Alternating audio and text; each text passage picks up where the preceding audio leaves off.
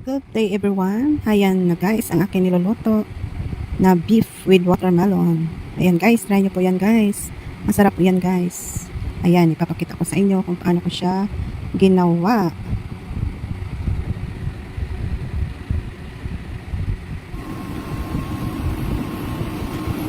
Ayan guys, nagpapakulo ako muna ng tubig.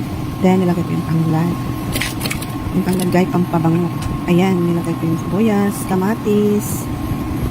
Ayan guys, isisunod natin yung beef.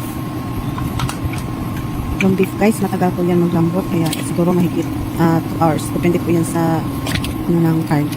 Kaya ayan, medyo matagal-tagal. Pero kung may pressure cooker ka, yun, 45 minutes lang, malambot na. Ayan, takpan natin. Ayan na guys, malambot na siya. Ilagay natin ang watermelon. Ayan, medyo marami po yan guys, ang watermelon para malalasahan natin yung manamis-tamis na maasim ang ating lalo. Ayan guys.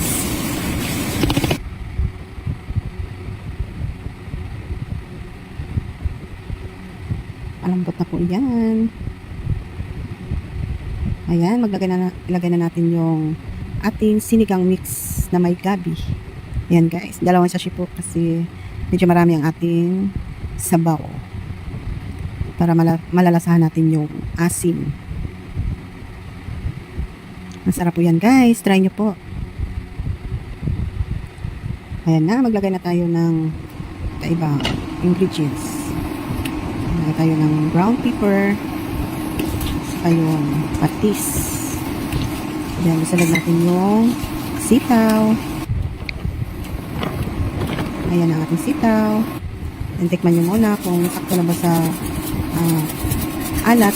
So, kung matabang, dagdag tayo ng asin. Ayan na guys. Ilagay na natin yung kangkong. Ayan.